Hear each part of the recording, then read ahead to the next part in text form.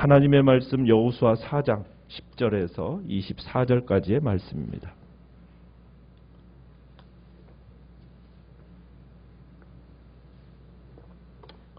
여호수아 4장 10절에서 24절까지의 말씀 교독하겠습니다. 여호수아 4장 10절입니다. 또 여호와께서 여호수아에게 명령하사 백성에게 말하게 하신 일 곧 모세가 여호수아에게 명령한 일이 다 마치기까지 궤를 맨 제사장들이 요단 가운데 서 있고 백성은 속히 건넜으며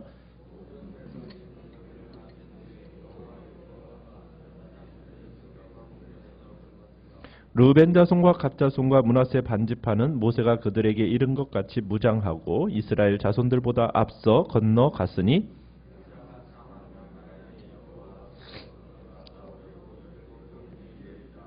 그날에 여호와께서 모든 이스라엘의 목전에서 여호수아를 크게 하시매 그가 생존한 날 동안에 백성이 그를 두려워하기를 모세를 두려워하던 것 같이 하였더라.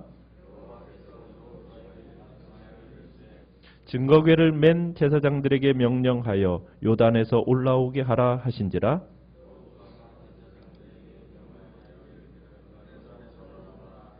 여호와의 언약궤를 맨 제사장들이 요단 가운데에서 나오며 그 발바닥으로 육지를 밟는 동시에 요단물이 본 곳으로 도로 흘러서 전과 같이 언덕에 넘쳤더라.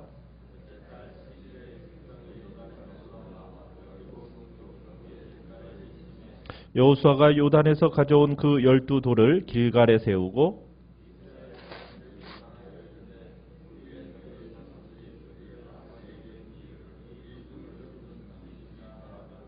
너희는 너희의 자손들에게 알게 하여 이르기를 이스라엘이 마른 땅을 밟고 이 요단을 건넜음이라.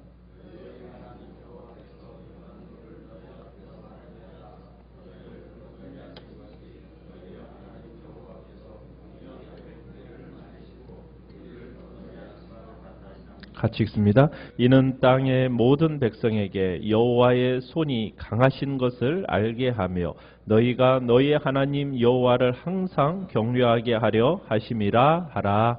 아멘. 오늘 말씀의 제목은 강하신 여호와의 손이라는 제목으로 말씀을 나눕니다. 요단강 도하의 사건, 이 사건은 마치 홍해를 건넌 사건과 함께 이스라엘의 역사에 있어서 가장 결정적인 순간입니다. 이스라엘은 어떻게 보면 홍해를 건너므로 인해서 애굽에서의 노예 생활을 청산했다면 이들이 이제 요단강을 건너는 이 순간은 반역과 방황의 세월에 종지부를 찍고 이제 하나님께서 허락하신 새로운 땅에 그 땅에서 하나님의 백성으로서의 생활을 시작하게 됨을 이제 보여주는 것이 요단강 도하 사건입니다. 이스라엘 백성이 이 요단강을 건너는 과정들을 우리가 이렇게 살펴보면 어떻게 진행이 되느냐. 요단강을 건널 때 맨 앞에 선자들은 누가 제일 먼저 맨 앞에 섰습니까? 언약궤를 맨 제사장들이 제일 처음에 맨 앞에 서서 요단강 물 속으로 들어가죠.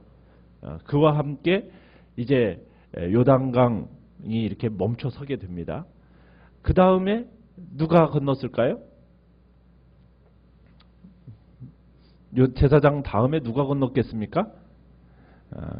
누가 건넜느냐면 12절에 나오는 요단 동편의 지파들입니다. 그리고 마지막으로 이스라엘 온 백성들이 건너게 됩니다.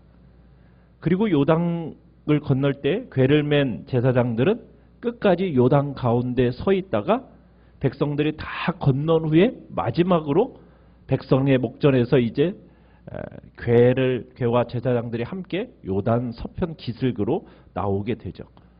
그러니까 우리가 여기서 한 가지 특이한 게 뭐냐? 백성들보다 먼저 건넌 무리들입니다. 13절에 보면은 그들을 이렇게 얘기하고 있죠. 무장한 모습으로 몇 명이요? 4만여 명의 르벤, 갓, 므낫세 반지파 자손들이라고 얘기를 합니다.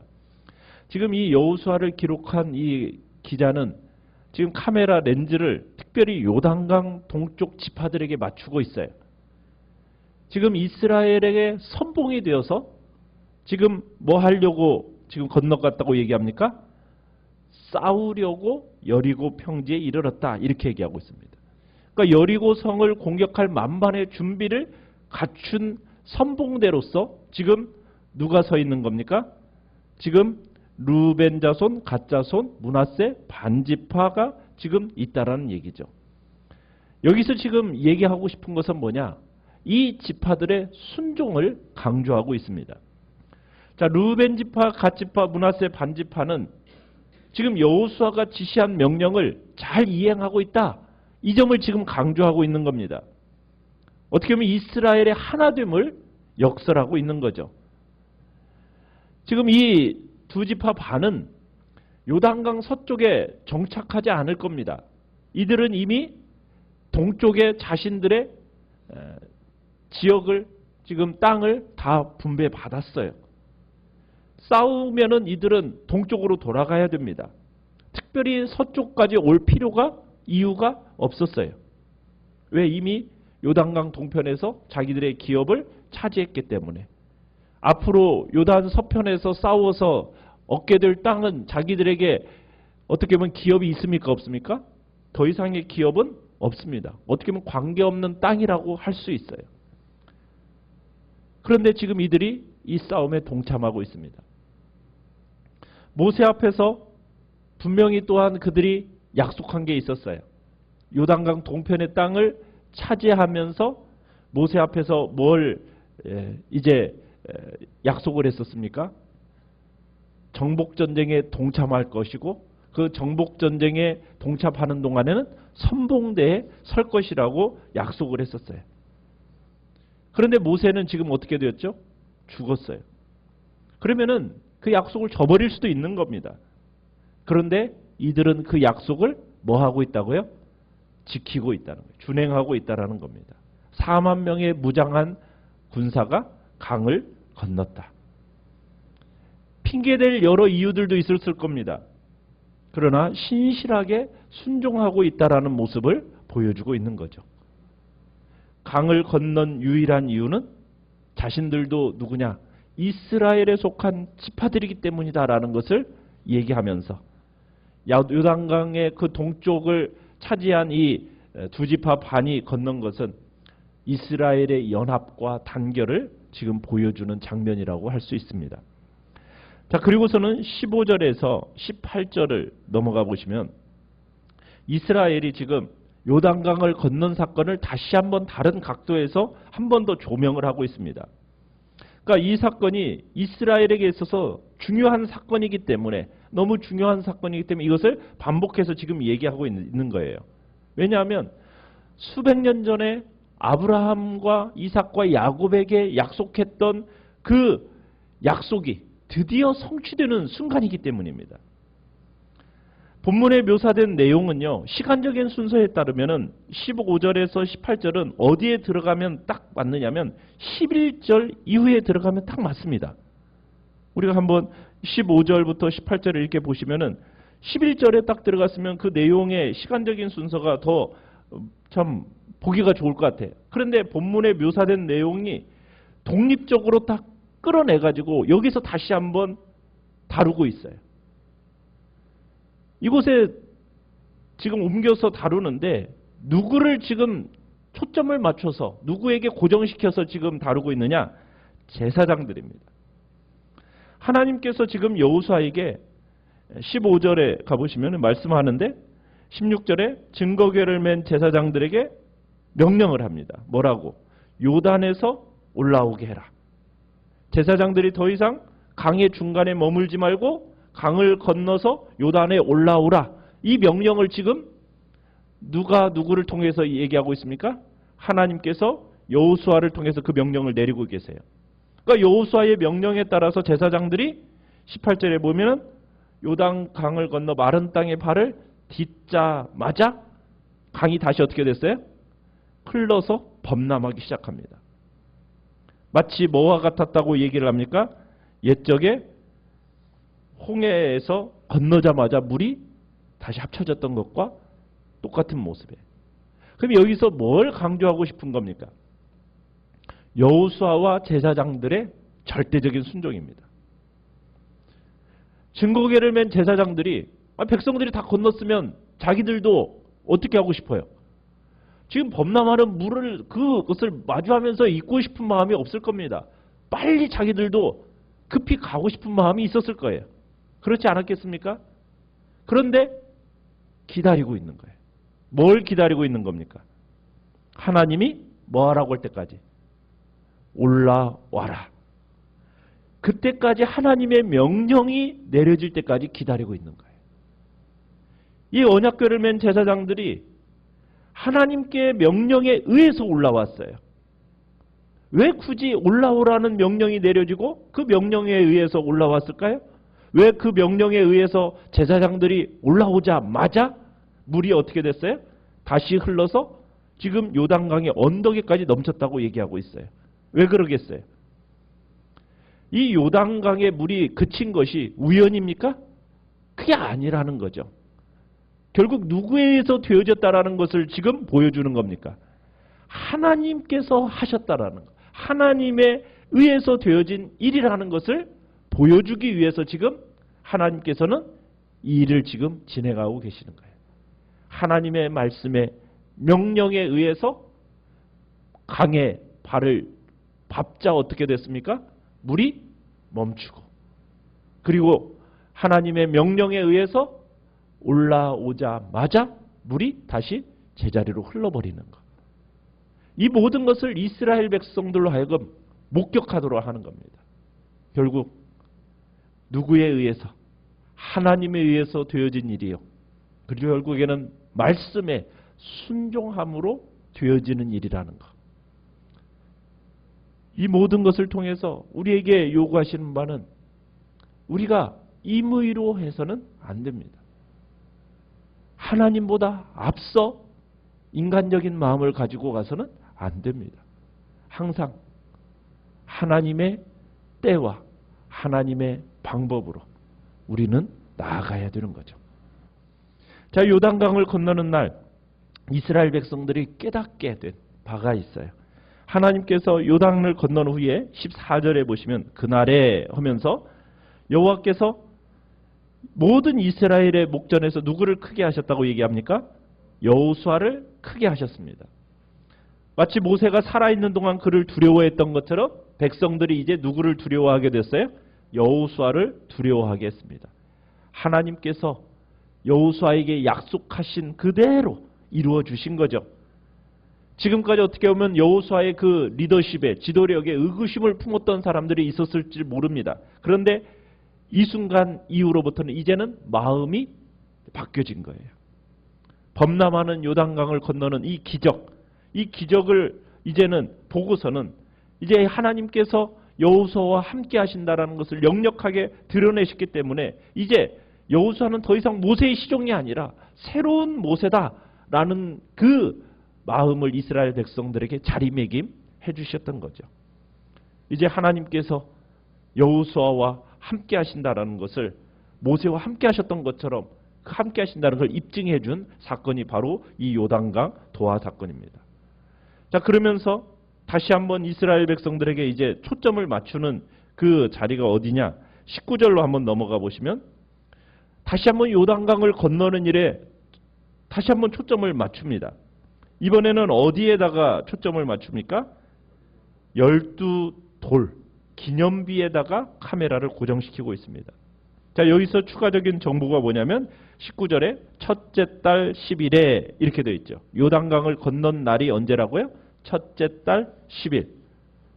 이 달은 우리 달력으로 하면 3월 중하순부터 4월 달에 이르는 그런 달을 얘기합니다. 자, 이스라엘이 지금 요단강 이 도하를 기념하는 기념비를 어디에다 세웠습니까? 19절에 보니까 길갈에다가 세웠다고 얘기하고 있습니다. 자, 또 하나의 기념비는 어디에 있죠? 요단강 중간에 있죠. 9절에 보면은, 그죠? 요단강 중간에 기념비가 하나 있고 또 하나의 기념비는 어디에 세워져 있습니까? 길갈에 세워져 있습니다. 그래서 하나님이 어떤 하나님인가? 출애굽의 하나님, 길갈의 하나님. 그분이 영원히 이스라엘과 함께 하실 거라는 것을 다시 한번 선포하고 있는 겁니다. 자, 그러면서 이후 이스라엘 후손들이 길갈과 그 요단강 강바닥 가운데에 세워진 이 12개의 돌을 보면서 이제 후손들이 부모에게 그 의미를 묻고, 그걸 물으면은 부모들은 어떻게 해야 됩니까? 그 돌들을 보면서 영원히 함께 하시는 그 하나님을 가르쳐야 된다라는 거예요. 그죠? 우리의 신앙 역시 그래야 된다는 거예요. 신앙은 내가 체험하고 내가 경험했던 것에서 멈추면 돼요, 안 돼요? 안 돼요. 그 기념비는 어떻게 되어져야 된다고요? 자자손손 대대로 그 기념비가 이어져 가야 된다는 겁니다. 내가 하나님께로부터 정말 경험했던 그 십자가의 은혜, 하나님께서 내 인생 속에서 역사하셨던 그 여호와의 손에 강하신 그 손의 경험들, 그것은 나 하나로부터 멈춰져서는 안 됩니다. 그것은 기억하는 기념비가 우리의 신비에만이 아니라 우리의 자자손손 대대로 이어져서 믿음의 아름다운 가문들을 이루어가야 됩니다. 우리의 삶의 곳곳에 세워져야 되고, 그 세워진 기념비들이 우리 후손들이 보면서 그 신앙을 전수받는 일들이 일어나야 된다라는 이야기입니다. 자, 여호수아는 하나님께서 요단강을 가르신 것이 단순히 그냥 이스라엘로 하여금 가나안 땅에 입성하게 하기 위함이 아니라는 거예요. 두 가지 중요한 이유를 이제 설명하고 있습니다. 24절에 가보시면, 자, 두 가지 중요한 이유. 첫째는 무엇입니까? 요단강의 이 기적은 온 세상 사람들이 여호와의 능력이 얼마나 강한가, 이것을 알게 하는 사건이라는 거예요. 두 번째는요, 주님의 백성들이 영원토록 여호와 하나님을 항상 경외하도록 하기 위해서다. 그러니까 하나님께서 성도들을 통해서 베푸시는 기적들이 일어나는 이유는 이 두 가지 목적입니다. 하나는 어떤 목적이에요? 하나님의 영광을 온 세상에 드러내기 위함이에요.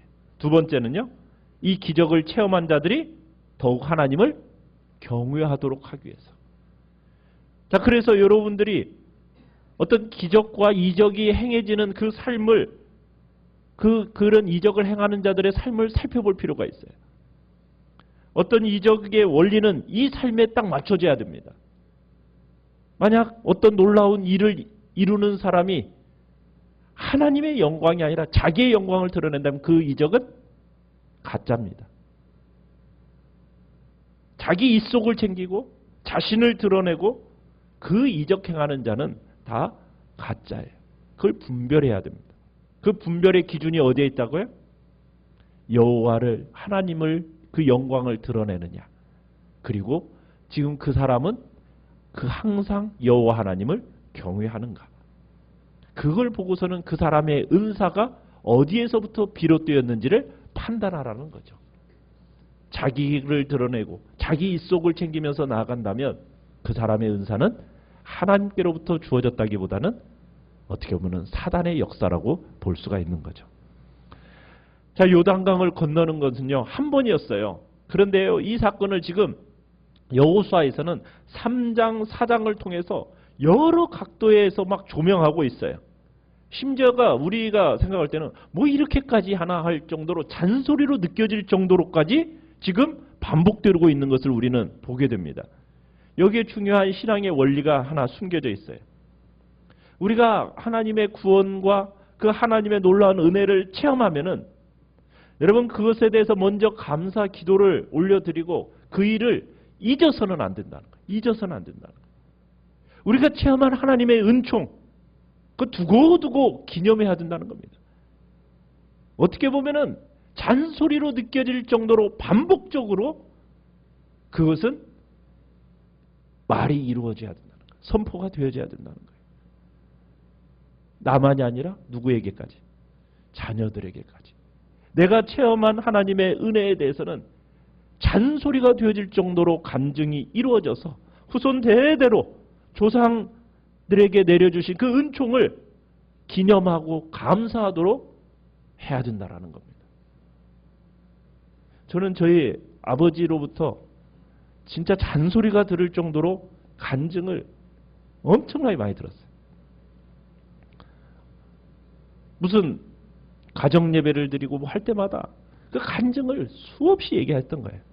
그런데 그 간증이 저희의 가슴 속에서 항상 살아남아서 신앙의 든든한 버팀목이 되어지는 거예요.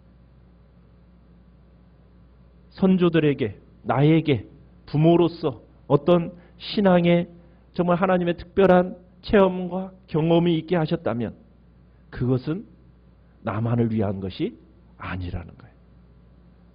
우리의 다음 세대들에게 내가 체험한 그 은총과 그분의 임재를 분명하게 가르쳐 대대로 흐르도록 해야 된다는 겁니다. 그것이 오늘과 내일을 살아가는 우리에게 있어서 불안감을 해소시켜주고 정말 우리가 이 땅을 살아가면서 담대함 속에서 두려움 없이 정말 하나님 앞에 복된 인생을 살아갈 수 있게 된다는 겁니다. 그래서 중요한 게 무엇인가? 과거에 체험한 하나님의 그 은총과 그분의 임재를 끊임없이 묵상하고 정말 잔소리가 여길 정도로까지 우리의 자손들에게까지도 그것을 이어주는 것이 정말 하나님께서 우리에게 기대하시는 바다. 주님은 지금 우리에게 말씀하고 계시는 겁니다. 오늘 한 날도 정말 하나님께서 우리에게 깊은 지혜로 일하시는 하나님, 그것을 오늘 한 날 또 만나게 하시고 또 직면하는 복된 은혜가 있도록 또한 기도하시길 바랍니다. 오늘 말씀을 생각하며 기도하시고요. 연약한 우리의 지체들을 위해서 기도하시고 이제 2018년을 잘 마무리 짓도록 2019년의 새로운 해를 또 주님의 은혜 안에서 잘 맞이하도록 위해서 기도하시기 바랍니다. 기도하시기 바랍니다.